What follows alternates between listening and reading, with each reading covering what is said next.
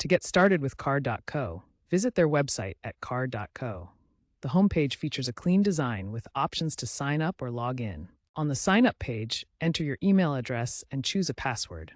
Then submit your details. Card will send a verification link to your email. Click this link to activate your account.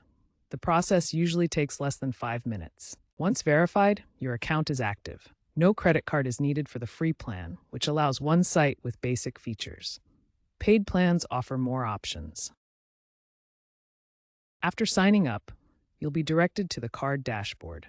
To begin building your site, choose a template or start with a blank canvas. Card offers over 50 templates categorized by themes like business, personal, or creative. The editor is visual, featuring a drag-and-drop interface. You can add elements such as text, images, buttons, forms, and embedded content like YouTube videos. Key features include responsive design, which automatically optimizes your site for mobile devices, and built-in SEO tools for meta tags and alt text. Card uses a card system, organizing content into modular sections. Remember that the free tier includes a card subdomain and branding footer. While no coding knowledge is needed, Card supports HTML, CSS injections for further customization. Your site is hosted on Card servers with automatic SSL.